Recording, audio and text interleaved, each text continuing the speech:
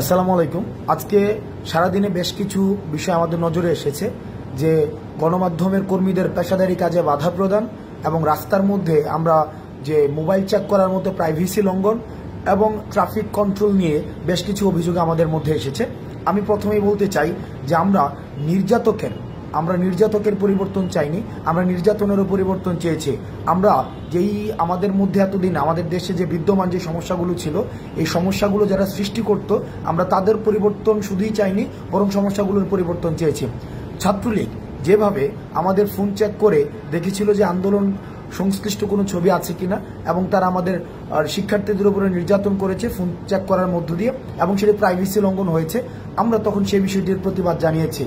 কিন্তু আজকে আমরা দেখেছি যারা বৈষম্য বিরোধী ছাত্র আন্দোলনের পরিচয় দিয়ে তারা বিভিন্ন মোড়ে এই যে ফোন চেক করে মানুষের প্রাইভেসি লঙ্ঘন করেছে, যেটিকে আমরা অত্যন্ত নিন্দনীয় কাজ মনে করছি এবং সেটির আমরা প্রতিবাদ জানাচ্ছি এবং তাদেরকে আমরা হুঁশিয়ার করে দিতে চাই, আপনারা এই ধরনের কাজের আর কখনোই পুনরাবৃত্তি করবেন না। কারণ এই ছাত্রলীগীয় কায়দায় যে কাজগুলো হয়, আমরা সেটিরও কিন্তু পরিবর্তন চাই।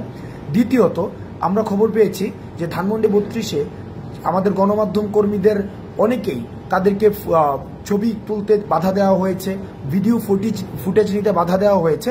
আমরা বিশ্বাস করি গণমাধ্যমের অবাধ স্বাধীনতা থাকা প্রয়োজন এবং যারা মত প্রকাশ করতে চায় এবং যারা দ্বিমত প্রকাশ করতে চায়, উভয়ের স্বাধীনতা নিশ্চিত করা প্রয়োজন। সেই জায়গা থেকে আজকে যারা ধানমন্ডি 32-এ যারা গণমাধ্যম কর্মীদেরকে তাদের পেশাদারি কাজ করতে দেননি, তাদের এই কাজের আমরা নিন্দা জানাই। গণমাধ্যম স্বাধীনতা নিশ্চিত করার জন্য আমরা ফেসিস্ট গভর্নমেন্টের সময় আমরা যেটি দেখেছি যে গণমাধ্যমকে স্বাধীনভাবে কাজ করতে দেয়নি, সেই কাজের পুনরাবৃত্তি আমরা এখন আর চাই না। গণমাধ্যমের স্বাধীনতা উন্মুক্ত করা হোক। তৃতীয়ত, আমরা ট্রাফিক কন্ট্রোলের যে বিষয়টি, সেই বিষয়টি নিয়ে আমাদের কিছু বিষয় আমাদের কাছে পর্যালোচনা এসেছে যে ঢাকার বিভিন্ন প্রান্তে স্বতঃস্ফূর্তভাবে শিক্ষার্থীরা ট্রাফিক কন্ট্রোলের কাজ করছে, সেটি অবশ্যই ইতিবাচক। কিন্তু 2 কিলোমিটার একটা রাস্তায় যদি 5 থেকে 6 বার সেখানে ট্রাফিক চেক করা হয়, সেটি মানুষের বিরক্তির পর্যায়ে পড়ে। সুতরাং যারা বিভিন্ন পয়েন্টে ট্রাফিক কন্ট্রোলের কাজ করছে, তাদের প্রতি অনুরোধ থাকবে, আপনাদের কাজটি অনেক বেশি মহৎ এবং অনেক বেশি মহান এবং এই ক্রান্তিকালীন সময়ে আপনাদের অবদান অনস্বীকার্য। কিন্তু আপনারা নিশ্চিত করবেন আপনারা যাত্রীদের সাথে এবং ড্রাইভারদের সাথে এমন কোনো ব্যবহার করবেন না যাতে করে আমাদের বৈষম্য বিরোধী ছাত্র আন্দোলন বা আমাদের রাষ্ট্র সংস্কারের যে কাজটি শিক্ষার্থীরা স্বপ্রণোদিত হয়ে করছে, সেটিকে কোনোভাবে প্রশ্নবিদ্ধ করা যায়।